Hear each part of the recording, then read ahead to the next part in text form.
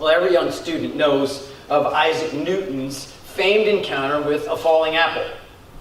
Newton discovered and introduced the laws of gravity in the 1600s, which revolutionized astronomical studies. But few know that if it weren't for Edmund Halley, the world might never have learned from Newton.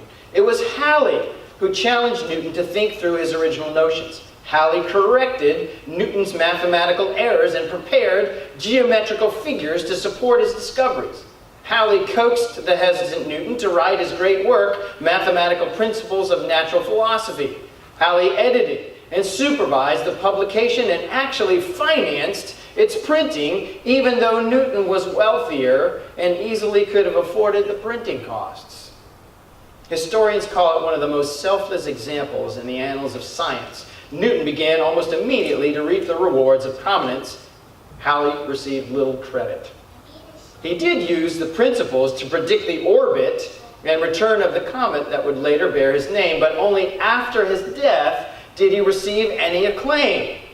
And because the comet only returns every 76 years, notice is rather infrequent. Halley remained a devoted scientist who didn't care who received the credit as long as the cause was being advanced.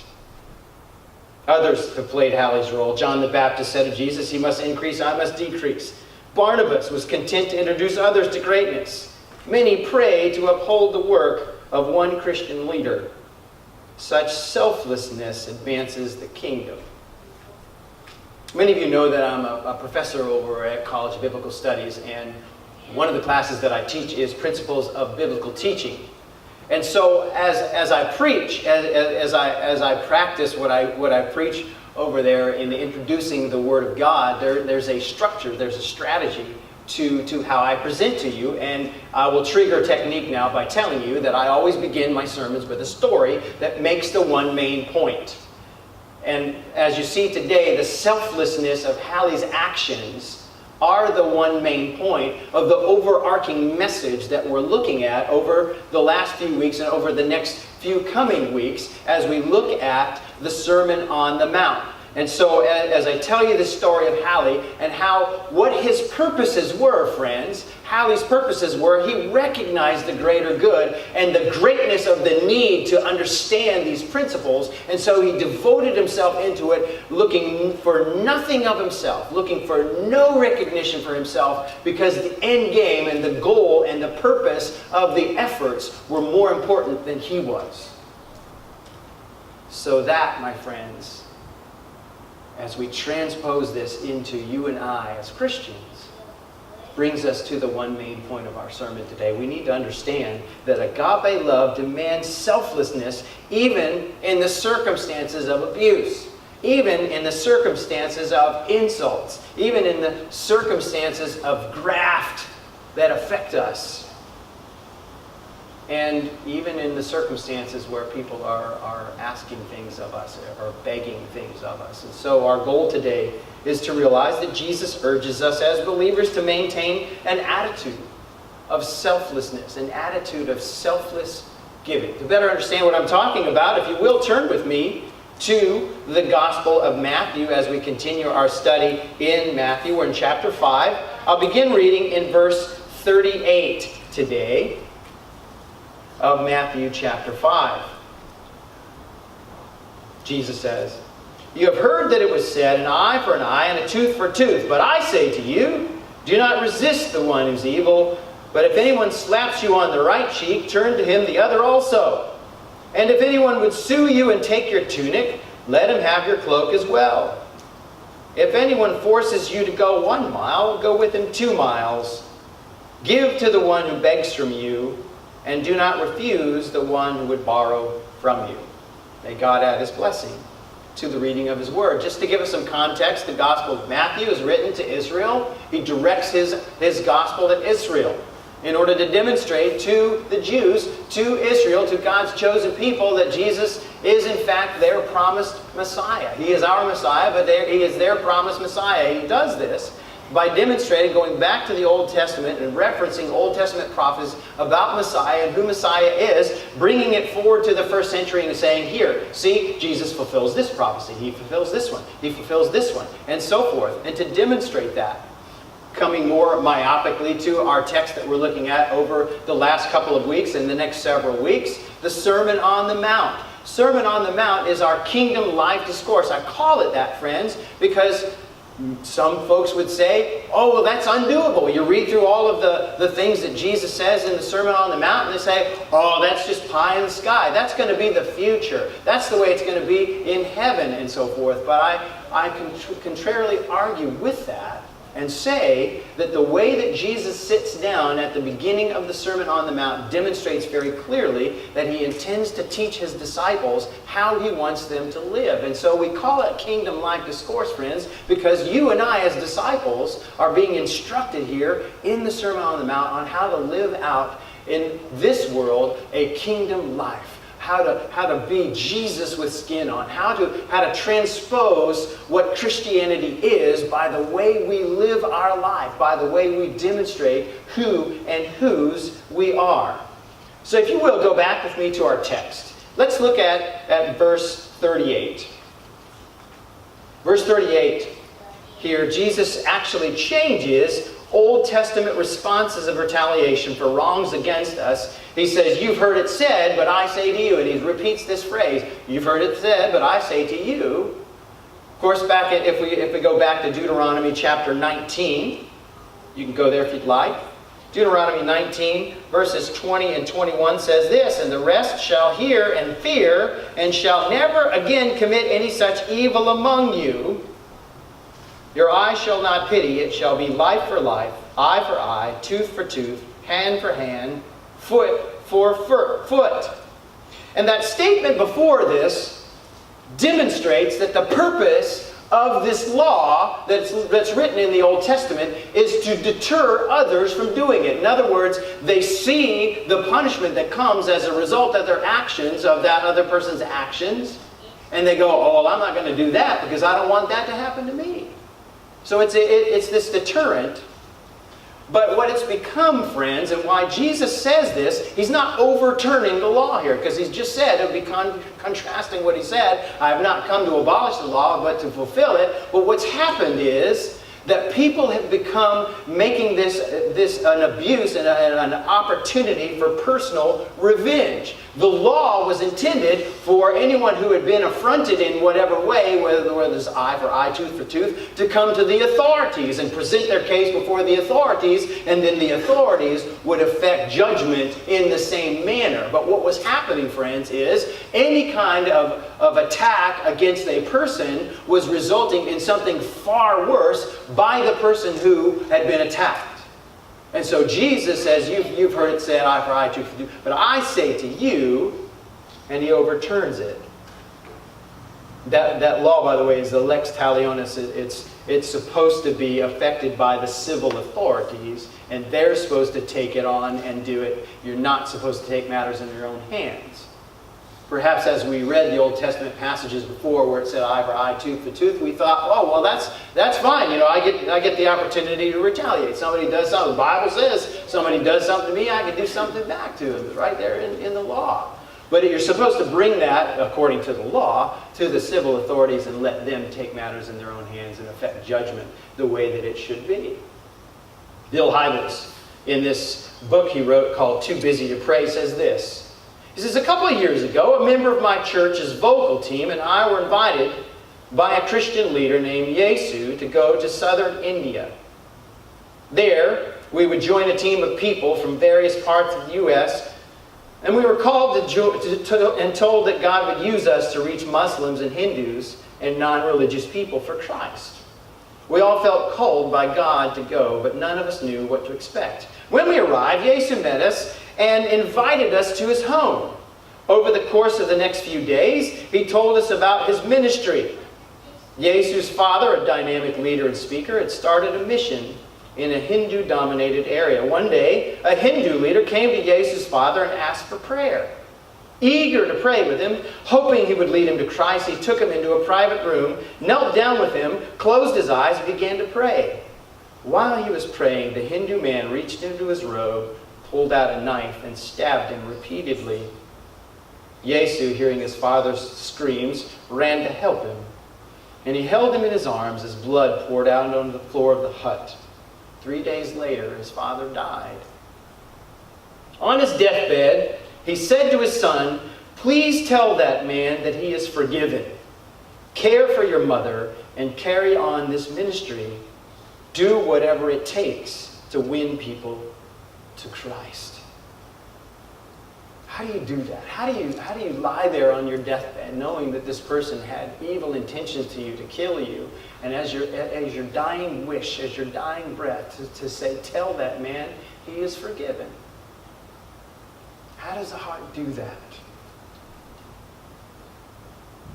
Well, Jesus gives 4 examples here for everyday life in the first century. Look at verse 39 with me, if you will. At verse 39, Jesus says, "Whoever slaps you on the right cheek should not be attacked in return. Rather, our response should be the opposite, to offer yourself to more insults." Now, if I'm being fully transparent, that is completely contrast to my flesh, friends. That's completely contrast. If somebody insults me, man, I'm that one right there to fire right back at him with a one better. In fact, when I was a teenager, we used to play this game called the cut down game, and we would sit in a circle around, and each person would fire insults at another person in the circle. And if the way you win, or actually the way you lose, if you lose your temper, or if you strike the person who insulted you, you're out. And I would always win, because I had the better insults. That's completely contrast to what's going on here. It says if someone strikes you on the right cheek, and of course in the culture here, that's an insult. What it means is it's a metaphor for an abusive insult against the person. So what the text tells us here is if someone gives you hurls at you an abusive insult, don't retaliate. Offer yourself even for even more insults. How do you do that? How does the heart do that? When the flesh wants to rise up and retaliate, how do you do that? How does the heart handle that? True story. Many years ago, at Knicks Bullets playoff game, at that game, one of the Bullets came up from behind the great Walt Frazier and punched him in the face.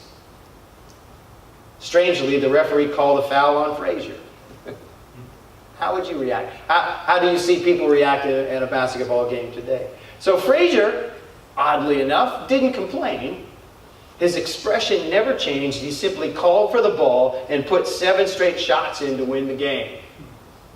Right? That's an amazing display of a productive response. It's a more productive response. Let's keep going. Look at verse 40. So here in verse 40, Jesus says if someone's suing us for our shirt, we're supposed to offer them our coat as well. You know, the courts are jammed with these civil suits of people trying to get something from someone else and someone else trying to keep someone from getting something. You know, the jealousy is concerned that someone's going to get something that's ours. Envy is wanting something that someone else has that we think we should have for ourselves. And the courts are jammed with lawsuits of people trying to get what they think they deserve, and people trying to protect what they think that's there, that they shouldn't have to give up. But Jesus says here, if someone sues you for your shirt, offer them your coat also. In other words, give them what they're asking for and give them more of what they're not even asking for. How do you do that? How does the heart do that? When he was an attorney, Abraham Lincoln was once approached by a man who passionately insisted on bringing a suit for $2.50 against an impoverished debtor. Lincoln tried to discourage him, but the man was bent on revenge. When he saw the man would not be bought off, Lincoln agreed to take the case and asked for a legal fee of $10 for the $2.50, which the plaintiff paid. Lincoln then gave half the money to the defendant, who willingly confessed to the debt and paid the $2.50, keeping another $2.50. But even more amazing was that for Lincoln's ingenious settlement was the fact that the irate plaintiff was satisfied with all of the details, knowing all of he was completely satisfied with the outcome. You see, we just want to win. We have to say, I won, right? Look at verse 41. So now Jesus says, if a person forces us to go 1 mile, that we're able, and we're supposed to double that. That's a military metaphor, by the way. Officers of the Persian royal postal system could force a civilian to carry an official correspondence, and Roman military personnel could organize bands of unpaid laborers from the common people to construct roads or fortifications and public buildings. By the way, Simon the Cyrenian, who carried the cross for Jesus, was one of these folks that was instructed by the military to do one of these go 1 mile assignments. Just so you see that in the Word. In the book Grace of Giving, Stephen Olford tells of a Baptist pastor during the American Revolution, Peter Miller, who lived in Ephrata, Pennsylvania, and enjoyed a friendship of George Washington.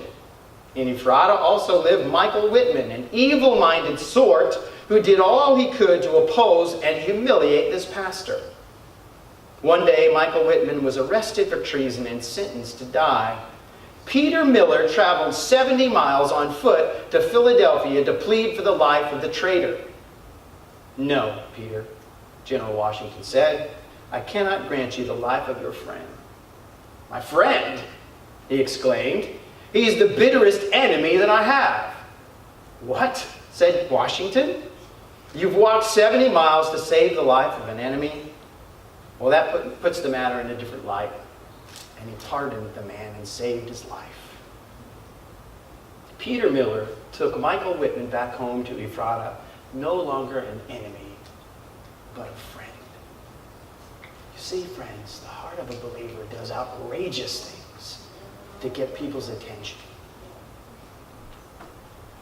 Now, there's no record of this man coming to Christ, but I have to believe that the actions of this pastor, of this preacher, brought this person to the cross and demonstrated to them the love of Christ. How do we do that?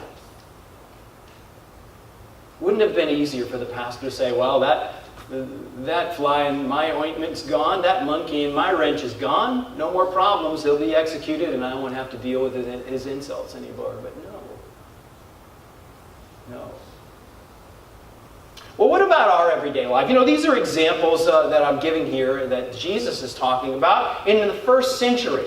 Interestingly enough, as I was preparing this sermon this week, and many of you all are aware of the circumstances that occurred over in San Antonio at a Whataburger, where a young man and his friend are sitting there enjoying lunch at a Whataburger. Young man happened to have a Make America Great Again hat on.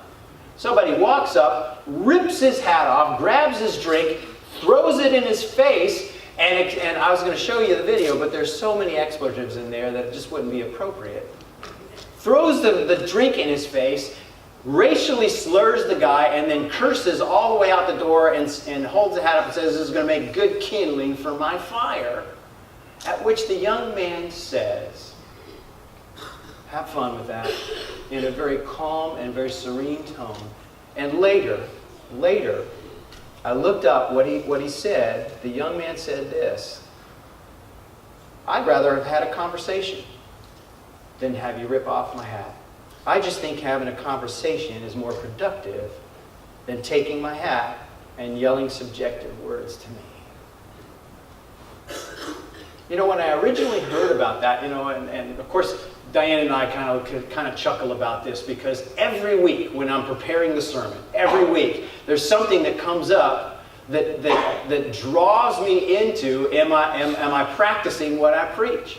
Because I have to tell you, friends, when I first saw this, when I first heard about it, I got really angry at this person who shouted these racial slurs at this person and expressed all these expletives, and just thought, man, that guy needs to be prosecuted. That guy needs to be taught a lesson. And I was like, oh, wait, that's not what I'm preaching on this week. And so, in our flesh, friends, it's so easy to drift over into the get him back, set them straight, take care of things, take matters in your own hands. But Jesus tells us that we're called to live a different way. We're called to be outrageous in our faith and to live in a way that causes people to go, what?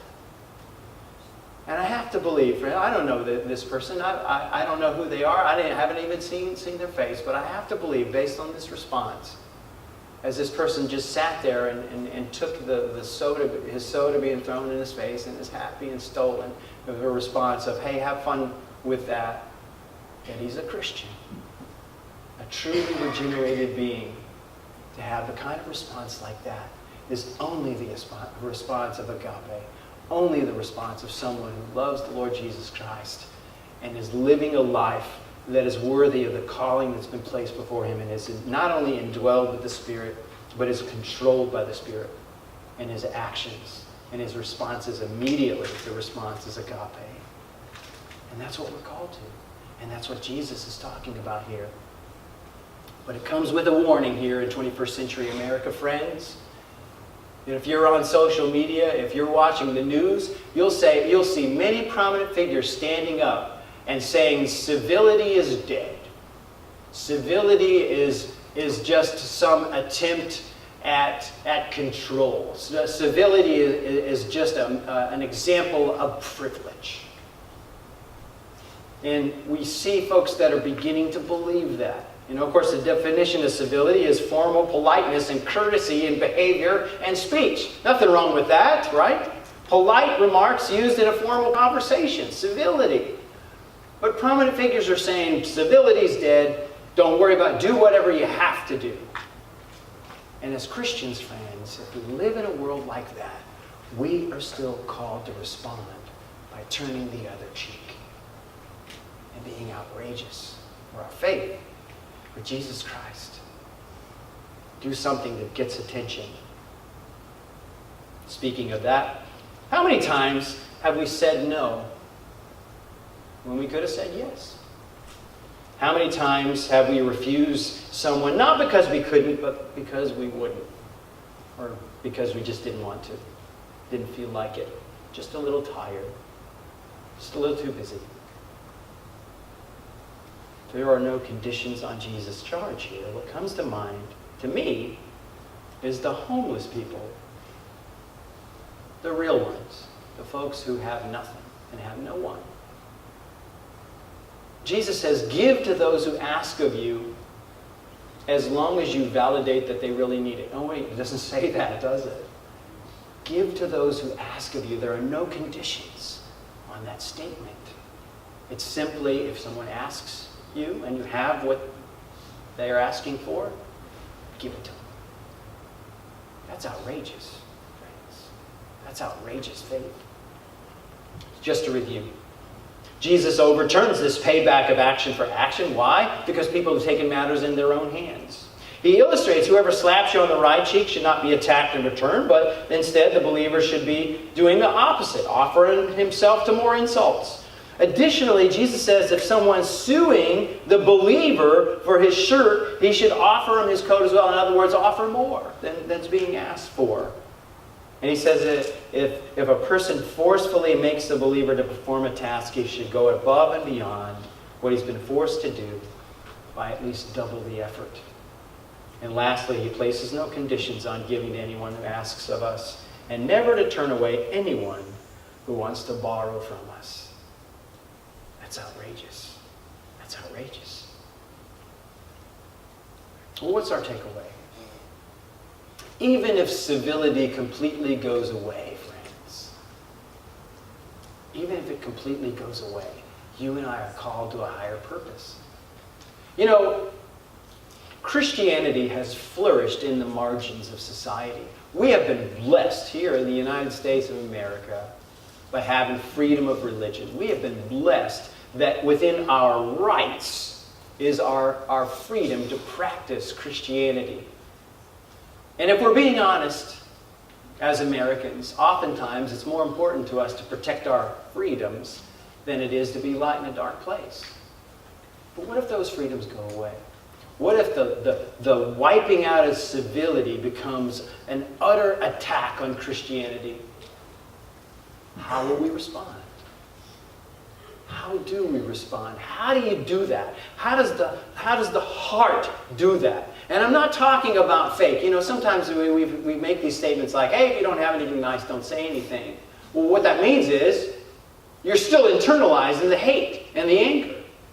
But it needs to be an absolute, utter, actual response of agape from the heart. How do you do that? Well, you have to be not just indwelled with the Holy Spirit, you have to be controlled with the Spirit. Ephesians 5:18 says, be filled with the Spirit. That means that there's nothing, if you're filled with something, if I take a glass here and I fill it with water, there's nothing else in it but water. Nothing else but the Spirit. And so the Spirit controls your actions. And so your response, because you see the Lord God is the only being that can express agape. You and I cannot express agape genuinely. We can force it. We can pretend like it. But we can't actually demonstrate it. Only God can do that. And we must allow Him to do that through us by being controlled by the Spirit. How do we know we're controlled by the Spirit? I'm glad you asked.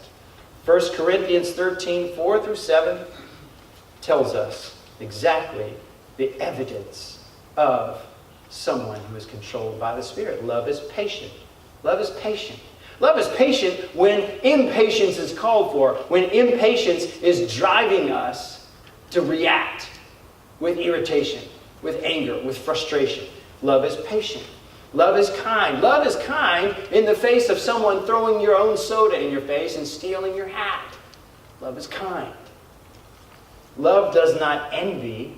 Love does not envy. In other words, love does not want the things that other people has. Love is content with what God has provided. And it doesn't boast. You know, if we have more than most, it doesn't puff themselves up and say, look what I've done with my life. Look how well I've done for myself. No, friends. The Lord God has made that provision for you. The Lord God has provided you with the skills and with the position and the circumstances of your life to have what you have. Love does not boast. It's not arrogant. What's arrogance? Arrogance is everything would be great if everyone would just listen to me. All would be well. All would be well. Love is not arrogant. It's not rude. It's not rude even in the face of utter rudeness. It doesn't insist on its own way. Oh, friends, if we're being honest, in the back of our mind, every thought, we're supposed to take every thought captive, meaning that we need to be surrendering to the Lord. But every thought is, how do I get my way in this circumstance? How do I bring about what I want here? How does this happen in the way that turns out the way that I'd like it to turn out? And when it doesn't, boy, we're just upset and we're frustrated. So many people are depressed. Why? Because things didn't turn out the way they wanted them to. Love does not insist on its own way, but love does not take into account the wrong suffered. Oh, so many are carrying around a gunny sack of they hurt me, they injured me, they did this to me, and so forth, and it gets heavier and heavier and harder to drag behind us. But love does not take into account the wrong suffered. It's an accounting term, and in accounting, you've got a ledger. You've got deposits and you've got withdrawals, and we don't have these withdrawals in our ledger for people in our life who have wronged us. Because love does not take into account that. It rejoices with the truth. It bears all things, believes all things, hopes all things, endures all things. Many of you have heard me say before, if I go back to the original language, all still means all. All still means all. Bears all things, believes all things, hopes all things, endures all things, and love never ends. Friends, if we are controlled by the Spirit, then our immediate response, without even thinking, without even hesitating, will be agape love.